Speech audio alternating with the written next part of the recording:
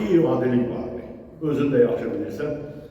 Yəni, ömründə görmədiyi, tanımadığı adamla bir dəqiqənin içində elə bir ünsiyyət, elə münasibət qururdu, elə bilirdi ki, ömrü boyu bir insanla bir yerdə olur.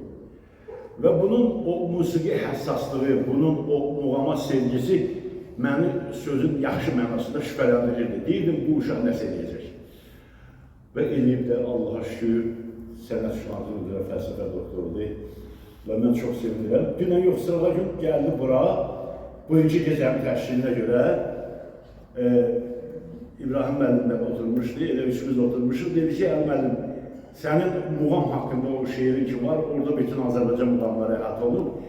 Mənim kitab təqdimatında o şeiri desəm, çox yerinə düşər. Dedim, valla yadımdan çıxıb, çoxdan demişəm onu, bir məclisə demişdim, Ruslan onu yadımda qalıb.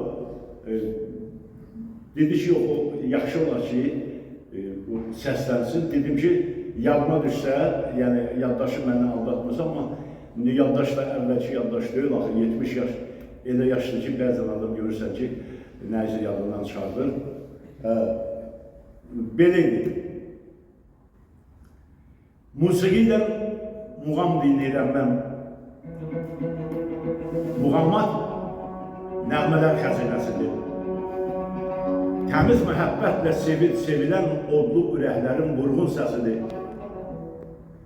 Rastında məna var dağlardan dərin, şahnaz sədasıdır düşüncələrin.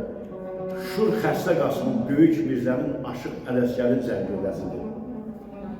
Nə zaman sevgaha dinləyirəm mən, duyğular kərvanı keçib könlümdən, gözəl heyratını elə bil ki, sən qoz şorolumuzun cəngi səsidir.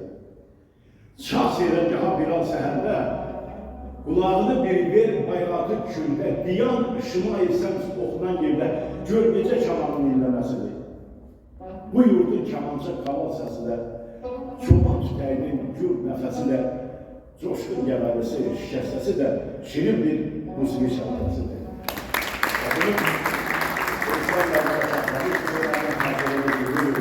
Bu şeiri səsləndirib, mən də böyük məmnuniyyətlə razılıq verdim ki, gələrəm və iştirak edərəm və bu şeiri deyərəm. Təbrik edirəm Səmir Ruslanı, çox sevinirəm ki, belə böyük uğurlarım var və bu yaşımda